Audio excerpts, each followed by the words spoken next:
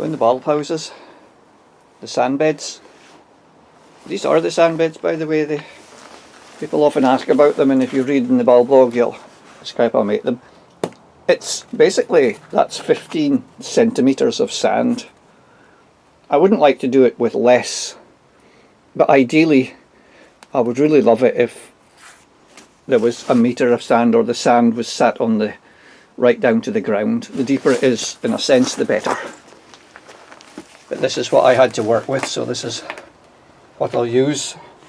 So Narcissus, there's the Nephian that's got in there, and I think I'll take that out later in the year, because you can see it gets quite vigorous and wants to dominate there. I think it's a wee colchicum. We've got some crocus. But let's come around and look at the Narcissus along here that are fun. Look at these two. Similar but different. So all the Narcissus in this that are here are all seedlings from our own open pollinated. So they could be a mixture of Albidus, Cantabricus, Romoxii, Bulbicodium. So there's two showing the difference there. Here's another one here. There's two there that look similar, so they're probably a bulb that's splitting.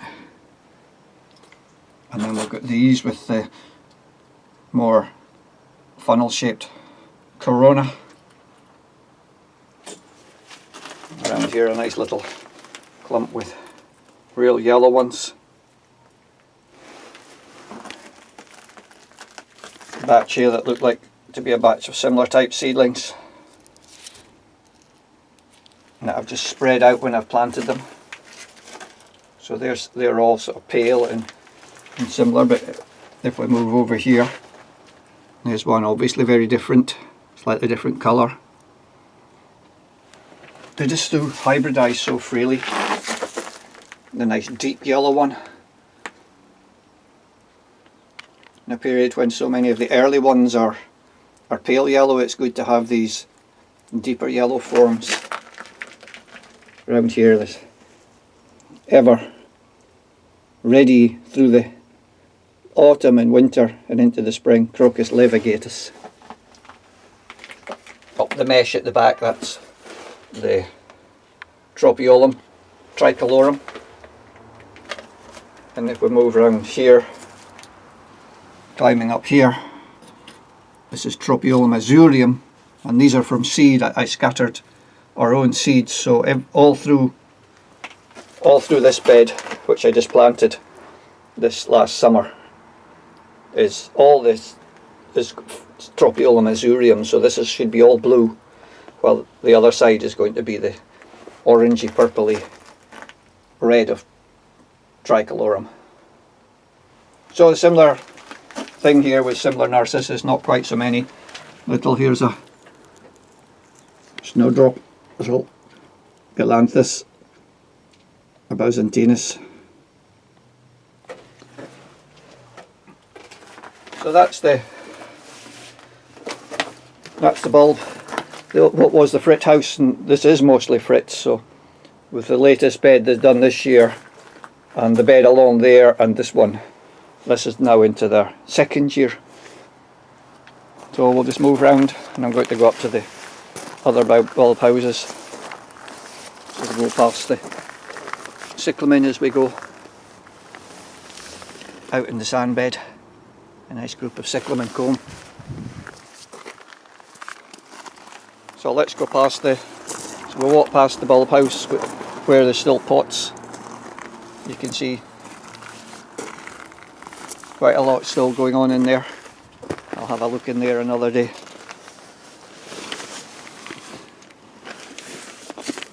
But lots of pots, but I want to move around and come into the U-shaped bed, the most established, getting almost too established now.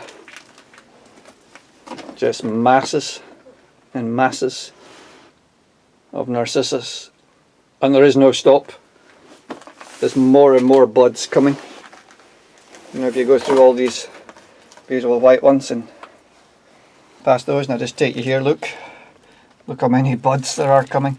These are bigger leaves of a, not sure what that is, could be a tulip.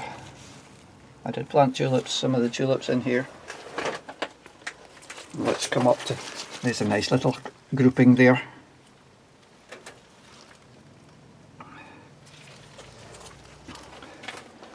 So lots of white ones, some slightly darker. There's one that's rumpled, not fully opened. But I do need to spread these out because it's very busy at that corner, but up here it's more spaced out. In many ways I like this better. I think there's too many in here. I think next summer I'll go down and get some of those out. This is the one I'm just seeing here. You'll see down here I've marked the base with a bit of wire because I'm going to lift these bulbs, because this still going on is the one I'm going to thinking of calling Craigton Chalice. So I'm going to lift that and multiply that. I'll put some back into the sand, but I'll keep some in a pot to multiply it. But as we come round from all the whites, if you come round here, you'll see we're starting to get yellows at this side. So this, again, so many of these are just hybrids. Beautiful plants, really nice. And then the deeper yellows, indicating Narcissus bulbicodium. Some pointing up, could be have riffinus in it, these upward pointing ones. This one very extreme with everything poking out. Down here a couple of nice date ones, I would imagine, with the scattered anthers being scattered and not in a cluster. See how the anthers are held apart and scattered, whereas if we come up to another, they're held in a cluster in a bunch. That sometimes can be used to show us different species are involved. So another pair of the Crocus levigatus. So that's the other sand bed. This is the most established one. Should just point out that even at this time of year we need to be watering. So how do I know it's needing watering? I'll often just make a wee scrape and see how much water's there. So although the surface is starting to look dry, there is some moisture. But in the next week, if we get any bright weather, I'll consider watering these beds. So that's the U-shaped sand bed and the wealth of Narcissus.